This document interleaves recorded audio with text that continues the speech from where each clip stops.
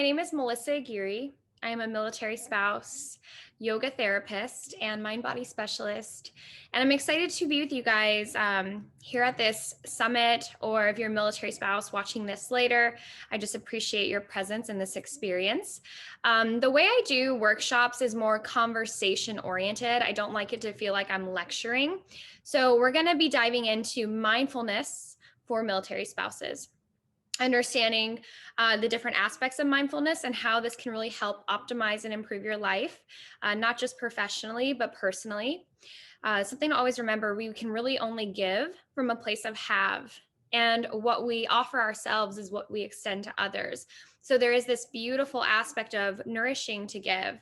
And oftentimes, whether you're a military spouse or hello humans, if we give too much and we're not taking care of ourselves or coming back home to ourselves, sometimes we just fall into this like rat race of chasing and just doing because we feel like we have to, but we don't really understand why we do what we do.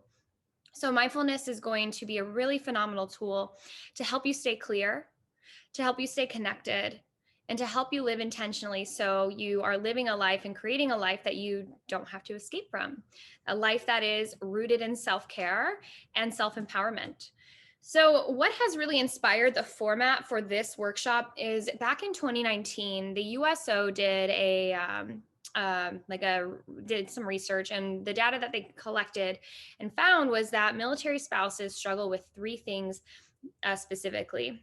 The top three things military spouses struggle with is self-identity, community, so being connected and connected to other people and feeling like you have a sense of community, and then career development or career opportunities.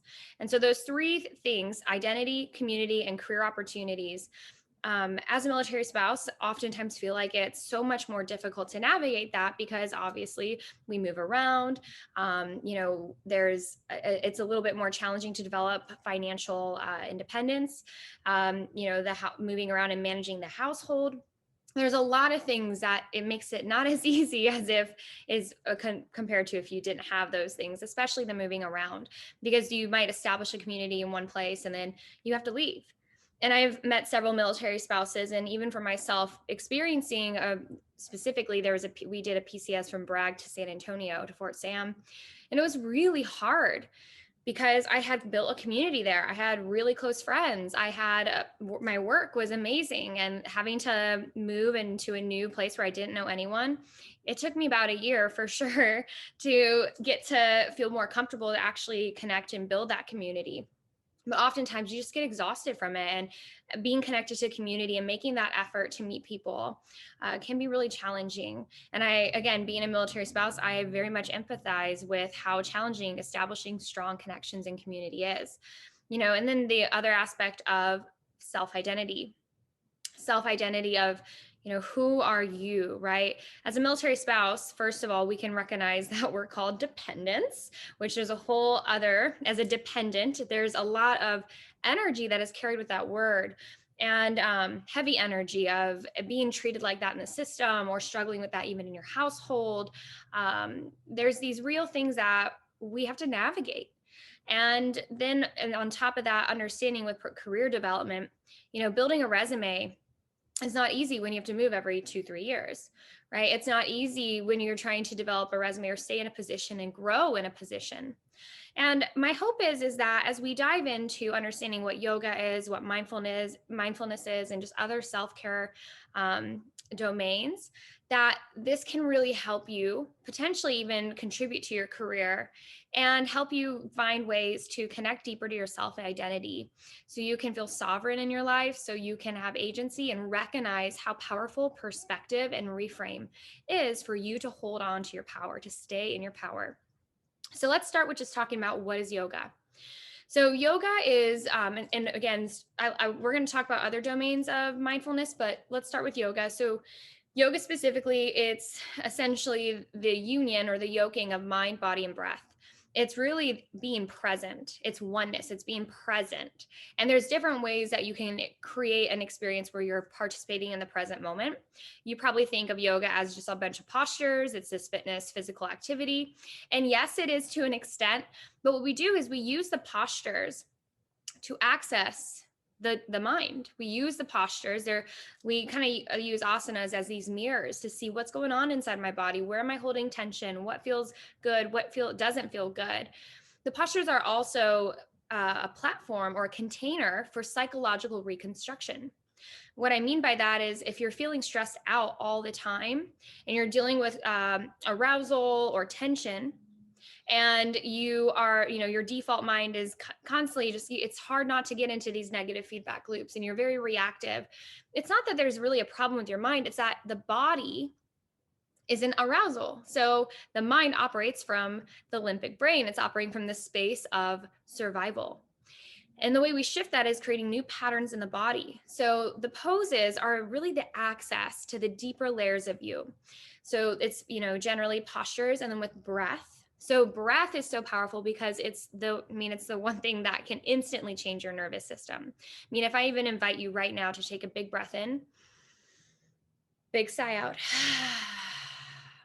and just notice how your body softens. And different breathing practices will change the nature that you're showing up with. Learning how to use your breath. One of my favorite quotes is that when you own your breath, nobody can steal your peace.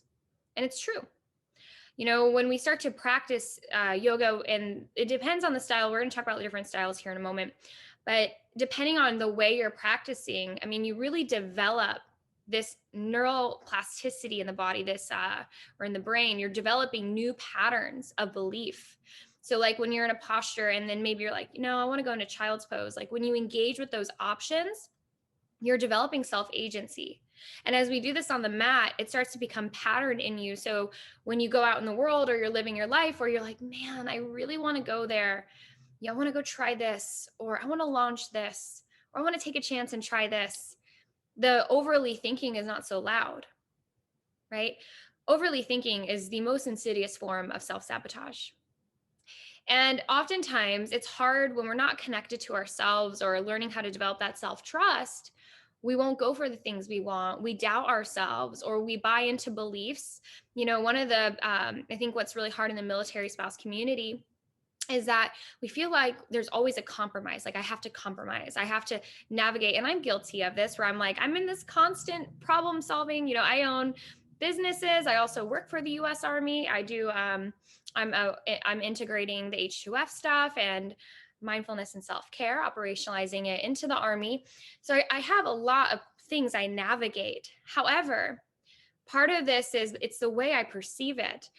I don't believe, and this happened, this wasn't like I'm some got it together person. It was through a lot of work on the mat. It's through going through like just doing yoga and mindfulness practices that helped me see the bigger picture.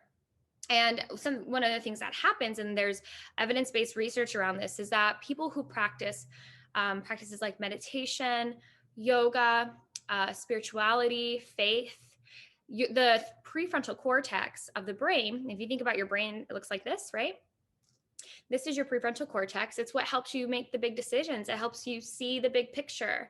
It's an important part of cognitive processing and decision making and choices and all of these things that we do day to day, how we see the world. They find, and then of course, underneath is you have your limbic brain, which is our fight, that stimulates the fight, flight, and how we react in hyperarousal. I just want to mention this because I have a tendency to get super nerdy, and I'm going to try not to get super nerdy for you guys, but I just want you to understand that when you're under chronic stress, the energy that is meant for your prefrontal cortex, the ATP, that is meant to be used to help strengthen that prefrontal cortex so you're able to see the bigger picture and have choices and positive feedback loops. The energy literally gets pulled out into the fight flight response or into your stress response. And so it depletes our ability to see the big picture. But for those who practice faith and spirituality, mindfulness, yoga, meditation, they've shown that the prefrontal cortex is thicker, literally physically thicker. And it's the ability to see the bigger picture. It's your ability to have an experience and then consider the different choices that you always have choices, because the truth is you always have choices. And I know, because I've been in that space of like, no, I don't have a choice, but I want to share something with you, a little reframe. Whenever something happens in life that feels very challenging, It's like, I don't have a choice, or you feel like you have to compromise. I want to invite you to change your word compromise, change it to collaborate. Words have different frequencies. Words have different experiences on how they feel and resonate in our body. And compromise is coming from a place of scarcity, of lack. Like, I have to compromise. I can't have it all. And when we start to change the way we language our life experiences and the way we interact with life, the energy shifts. So if you say, okay, we have this situation, I'm going to collaborate with the situation. And this is where we start to negotiate, well, yes and no. And that what are the choices, even if it sounds crazy, even if it's not what everybody else is doing, well, what do I want to do? How do I want to move forward? And what am I willing to negotiate a little bit? And what is the non negotiable? And start to collaborate with the experiences that are happening. And the truth is, and you start to feel this in your body, because again, a lot of the stuff, this workshop is more cognitive. We're chatting, we're talking. I'm not giving you a practice today. There's tons of free yoga classes online. I will talk a little bit about styles, but we're working with the brain, but the reality is that as you do these physical practices like asana, like the yoga practices, and you're, doing breathing practices, you're working with meditation and self-care, you're going to start to change the body. So it goes from a theory or a rumor, and then it moves into your muscles, and now you feel it. Like, it's not something you're just like, okay, I'm calm, I'm supported, life is happening for me. But you really feel that life is happening for you, that these things, one of the practices, especially a meditation practice I like to visualize, is how life is in this conveyor belt, and everything that's coming is for me. It's coming, and this is what I get to collaborate. I'm a human who gets to have experiences with these different things, and I get to collaborate with the different experiences that show up. It's co-creative. It's art. I'm not a victim of my life. I get to explore the circumstances and what I want to feel. And if I fail, there is really no failure. It's just redirection. And this, especially for my entrepreneurs on here, there is no such thing as failure. I'm not going to tell the whole story, but just real quick, there was an experience I had years ago that I thought was this huge opportunity. And, I put a lot of work into it, a lot of love, a lot of heart, a lot of intention. And then some things happened where I didn't make very good business decisions. I was working more out of relationship versus business partnership. And something felt like it was taken from me. And it was a really dark situation. And of course, having just PCS and not having, I wasn't physically there anymore. I had a child. Like, there's all these things. It was like, I'm like total victim. Like, oh, how could this ever happen? Like, this happened to me. This happened to me. And that was when I was like, I am a phoenix, like, not going to happen. And I fought really hard to create what I wanted. I showed up, I did the work, I put the effort in. And actually, that experience, that was at that time the most painful thing ever. Truly, it was very traumatic. How it felt for my body and my heart, my mind, how I trusted people. It really changed me.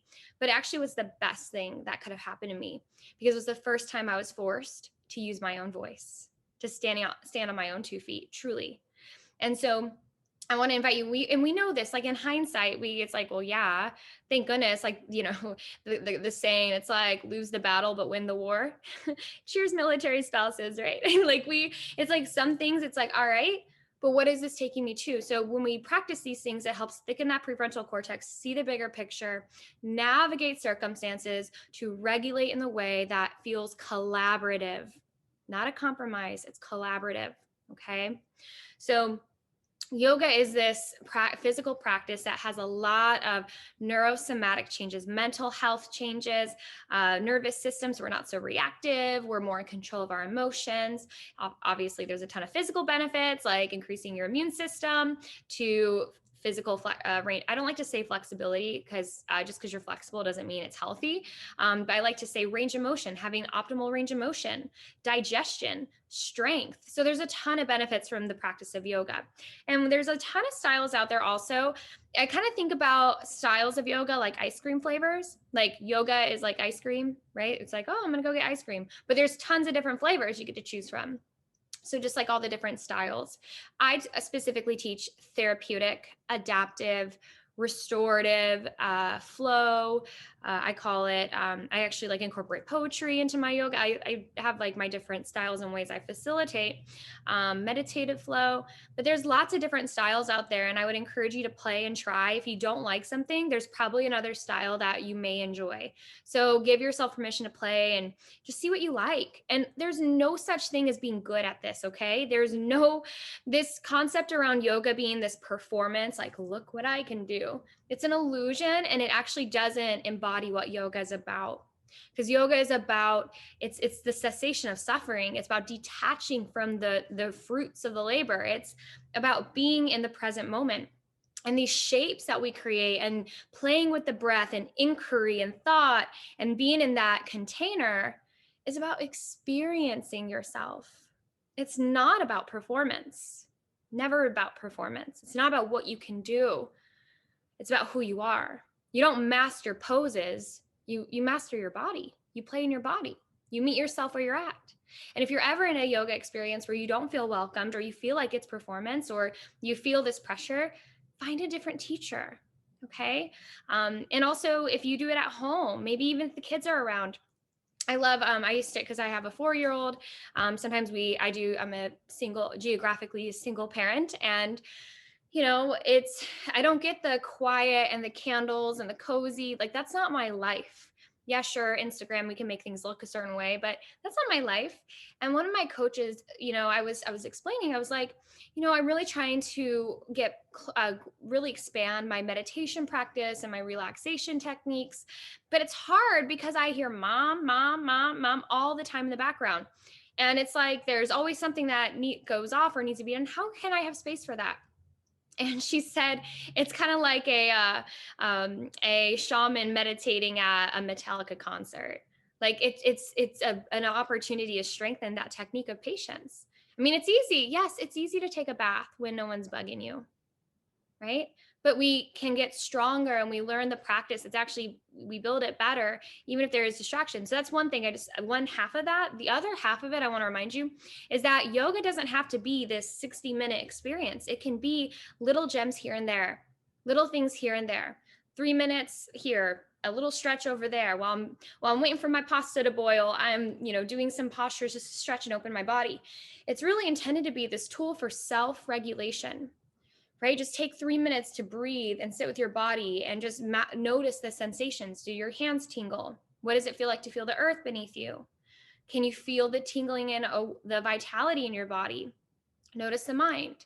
The mind is wandering. Yeah, you're human. The practice, you build it because when your mind wanders, you invite it back. Play catch and release.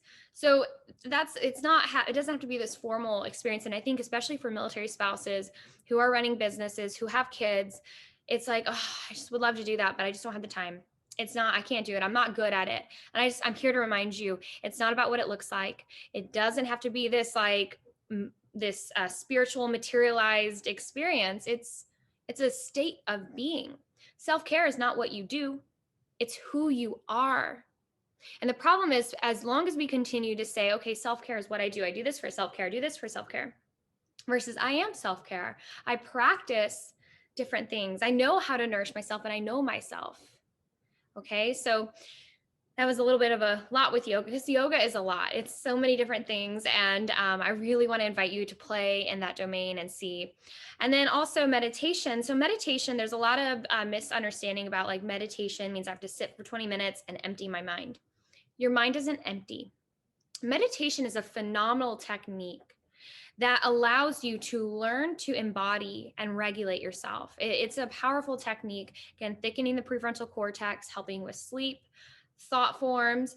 It just what it does for your relaxation. It's amazing. Lots of great evidence out there about meditation and mindfulness practices.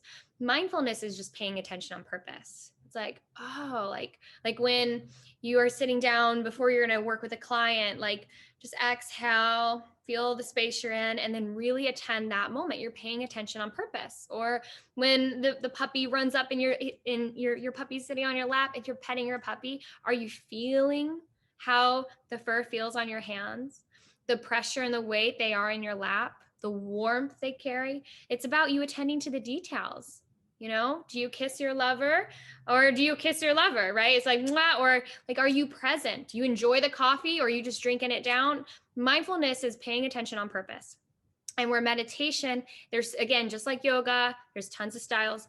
Meditation, tons of styles. And it's finding what works for you. Some people like visualization. Some people like yoga nidra. Some people like to listen to music and just be in their bodies. Some like to sit. I actually like to like lay down, but not really. Like I like to be like laying elevated. Like I like to be laying back onto something, but it doesn't matter. It's not about what it looks like. It's all about how it feels for you. So um, meditation is just, I like to think of it as it's like falling into the space between your thoughts, or it's like a catch and release practice. One of the things I do a lot of work in is with mind body medicine, and it's really looking at the traits, like the traits of yoga. Yoga is simply postures, relaxation, breath, and concentration. Meditation, the traits of meditation are concentration, relaxation, and breath. And I also like to add in their welcoming presence. It's like a welcoming, like, oh, here's the moment. Oh, here's another moment. And it's just this welcoming presence. Okay. So now that we kind of talked about what they are, and I want to say yoga does what yoga does. So no matter what style you do, you're still integrating those traits. So whether you do hot yoga, flow yoga, moonlight sound bath yoga, whatever kind of yoga you do, or you enjoy, or you play with and practice, the traits are doing what the traits do. When you look at all the research around this stuff, they're not focused on like, oh, this specific style. They try to. There's a lot of issues with research in yoga because usually yoga classes are not the same, and it just depends. There's so many like variables in that. But what they do is they measure the traits. Okay, so in this what we do is we do that breath, this kind of breath with this kind of postures, or postures that open, and they study it based off of the traits. And from experience in working with hundreds and hundreds of people, yoga does what yoga does. This is why people can go to a very fitness oriented class and it gets them started into a practice. So I want you to remember that, and that it's your practice of what you do. Now, let's talk about some of the benefits of these practices for you as an entrepreneur, you in creating your business and the work you do. So as I said, yoga does what yoga does. And when we start to learn how to hold containers for ourselves, so holding spaces for ourselves to take inquiry, to explore, we begin to develop self-agency. So in a yoga practice, if you're like, I want to go into this pose, or if I don't want to go into that one, so I'm going to stay in this one. When you say yes and no in your practice of, I'm not going to go that far, or, I love that, I want to go a little, I'm going to play. Even though the teacher is saying this, I'm still going to play with this. You're starting to learn that agency. There's not a lot of containers in our life, in this world, where you get to truly choose what you want to do. You get to have full agency of the experiences you want to have. We oftentimes are just like, okay, especially in the military, okay, well, got orders, Army needs, or we're Army, so Army needs, or, you can't because this is the rules. Here's your red tape. And as much as it's like that so much in the military, it's also like that a lot in our world, right? You go to school, go to college. I mean, we have this very linear path of belief of what we're supposed to do in life. And the truth is that life is not linear. It's cyclical. Okay. And that's why you can arrive somewhere and meet your goals, and you might not be happy because there's something new to be reborn. There's another rebirth. And that's what cycles are. And if we look at life and we realize that things are cyclical, and if things don't work out the way we thought, we don't have to look at it as failure, because it's not. Because it never was failure. It was never failure. It was information. It was insight of a new direction to take. It was a lesson to be digested into wisdom. Okay? Life is happening for you. Life is happening for you. It's collaborative. So let's talk a little bit more about self-agency. We learn to advocate for ourselves, and the mat is a great place for you to stand up for yourself, or to have the courage to, say this doesn't serve me, or this does. To say, hey, like, oh, we're coming up on orders soon. I need to make sure I see that list. What are the 5 places that we want to suggest? Like, you just learn to really use your voice and ask for what you want. And then with the art of presence, we can yield so much beauty in the now moments. So we learn to fine tune our ability for paying attention and being present. And this helps us navigate schedules, navigate different responsibilities in our life, navigate ideas and visions and things we want to do with our work. It also teaches us, the practice teaches grace and compassion. And what's really amazing about this is that, especially I see this so much in military spouses, we're so hard on ourselves, so hard. And when we start to soften with ourselves and go, I'm human, doing the best I can with what I got. It's okay. And we start to give ourselves permission to not be perfect. I always say, instead of seeking perfection, seek connection. So we start to give ourselves grace and we start to give ourselves this compassion. We soften those edges and we're able to give that to others. One of the teachings so often, like in the yoga mindfulness world, you may have heard of the concept of light and love. Like, we practice light and love, which is very overused, very spiritually materialized. But I want to say, light doesn't mean I have to be the brightest glowing light. It can mean light like a feather, lighten up. Like we can lighten up, be light, be the lighter aspect of the room, be that lighter person so you're safer to be around. You can lighten up. And one of my favorite quotes is that um, uh, you will find enlightenment when you lighten up. So we learn to lighten up. We learn to be softer. We learn to lay our own armor down and meet ourselves where we are at. Because the one thing at this point, with all the social media, with all of these things that like are pushing for us to be or just like being an entrepreneur, what we think it is, there's so much pressure to perform. And you learn on the mat that you can have grace and be human and you don't have to perform. You can just show up and be authentic. And quite frankly, people like real people, right? So, and you give strength to other people. So that's an amazing thing to remember. Okay, let's talk real quick about what happens with healing and neuroplasticity in the yoga practice to help you. Oftentimes, I think like when we look at what inhibits us from being successful with our business is oftentimes, I mean, we really get in our own way more than often. And it's oftentimes it's over like, what is the world going to think? What are other people thinking of me? What are other people thinking of the work I do?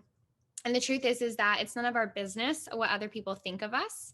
But these fears that come up, or even if it's just like putting it out there, like maybe you want to start something that's in your heart or try something and do something different. And I will tell you right now, especially now more than ever, it's time to create the things you want to see in the world. If it doesn't exist, make it. If it's not happening that way, try it. Because there is so much fertility in the way, especially the entrepreneur, creative. If you're maybe you have a job and you want to bring something different to the workspace, like try it, because the energy, just trust me, it's like time, it's happening. Okay. But these fears, right? We get triggered, or we get all uncomfortable, or we dive into our own self-doubt. We don't trust ourselves. We're concerned what other people are going to think, or we create narratives and stories that stop us from leaning into what we love. And when we are on the mat, when we meet discomfort, we don't run. You're like, okay, breathe, one more breath. Okay, I'm going to get through this. And you start to negotiate with those shadows. You start to sit with the discomfort. And when you're in this, this is what we call the ands of yoga, where you are, it's like, oh, this is so challenging. My body like is on fire. Like it's so hard. And one more breath. This is temporary. It will pass. I am strong enough. I am enough.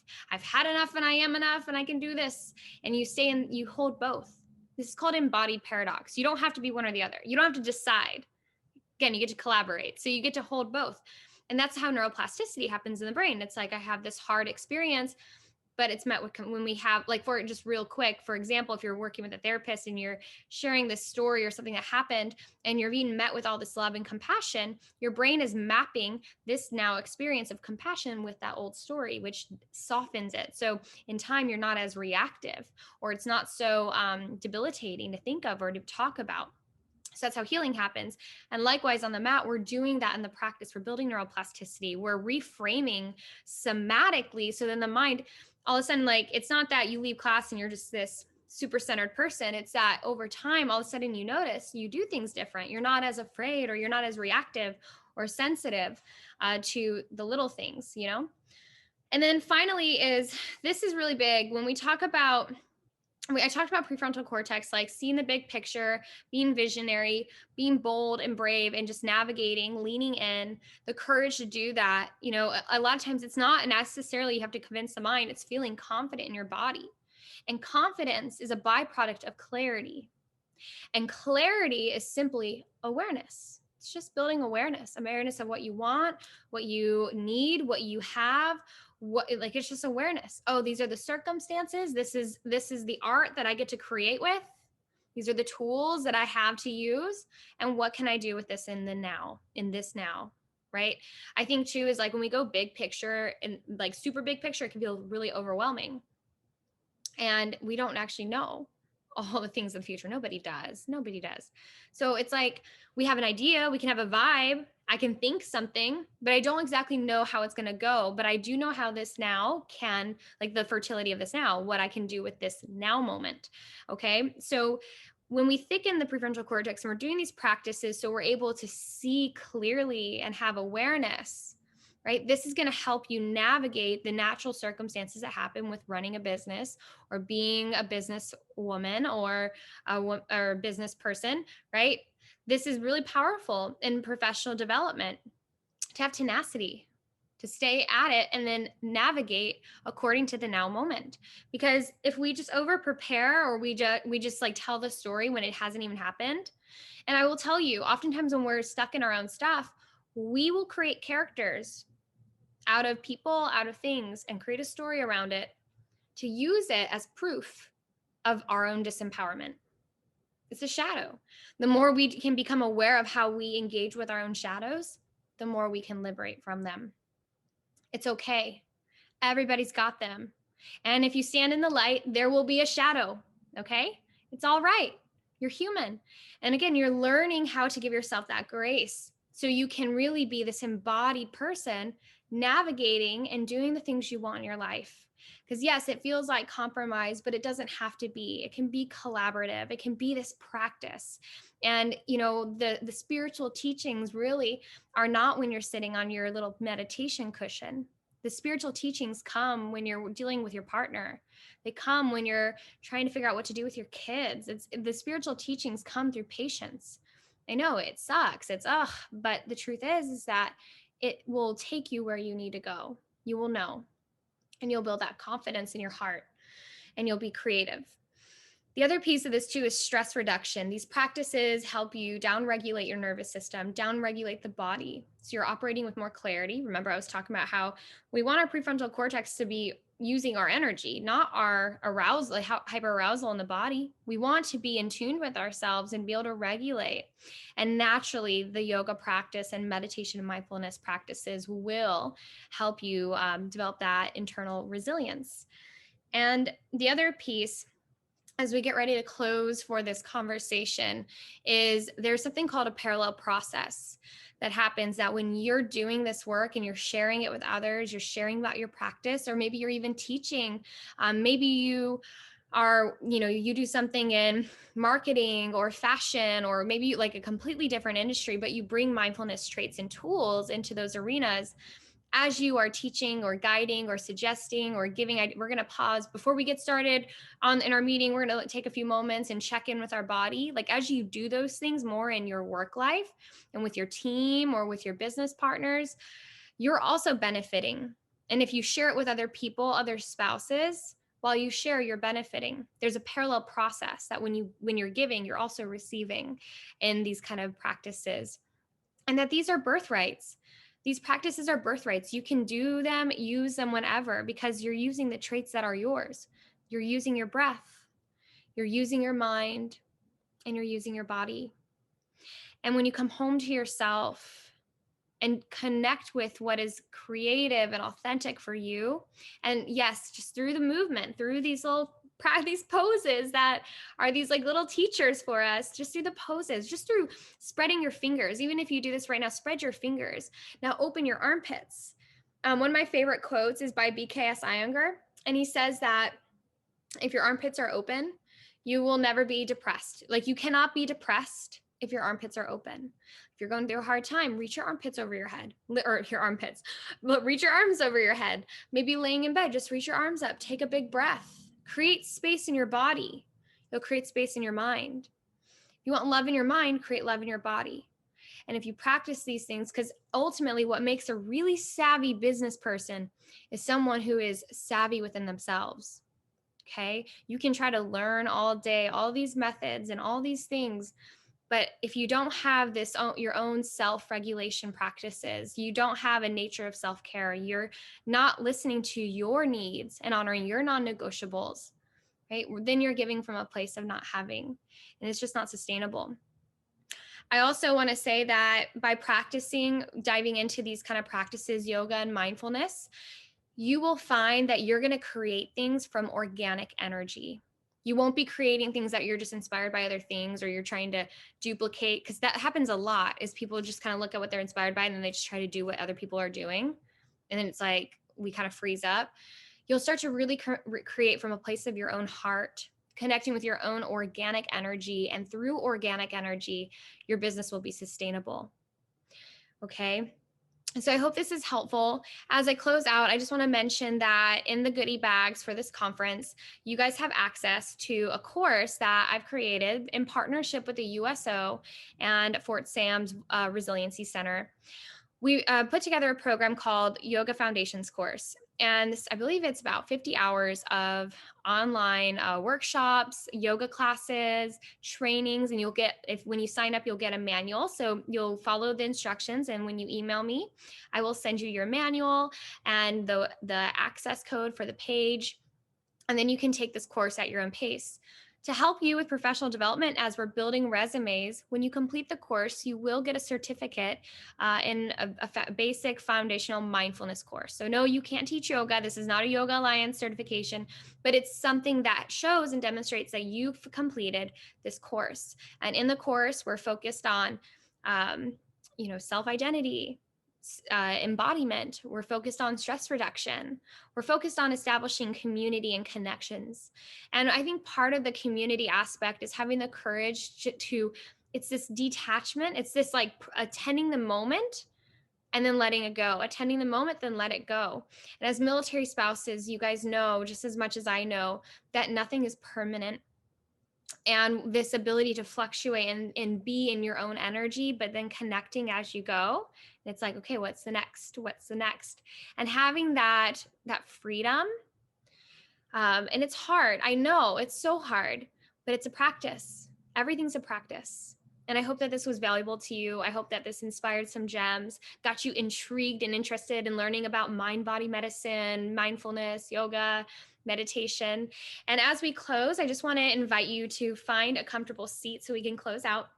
So let's inhale, shoulders to the ears as you're sitting. Exhale, shoulders back and down. Again, inhale, shoulders lift. Exhale, back and down. And just begin to move your neck around freely. If you want to even bring the ear to the shoulder, ear to the shoulder. And just any free movement in the neck. Take a big inhale in through the nose. And exhale. Again, inhale, big breath in. And exhale.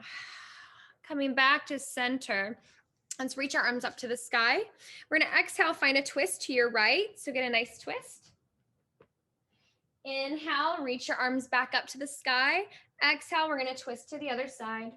Breathe into your belly. Inhale, reach your arms up to the sky. And exhale, bring your hands to your heart.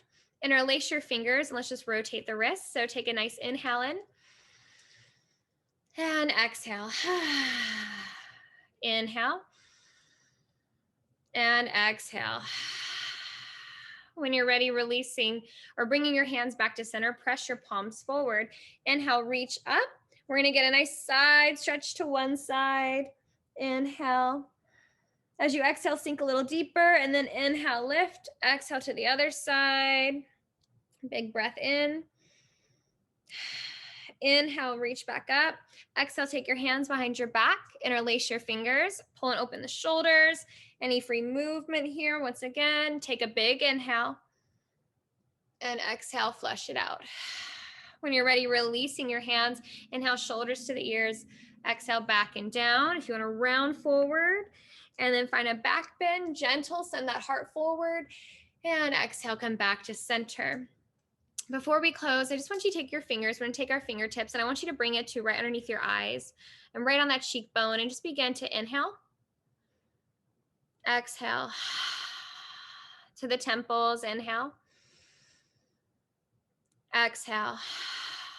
Taking your dominant hand right above the lip, inhale. Exhale. Bring it to the jaw, inhale. Exhale. Bring your fingertips to your chest, inhale.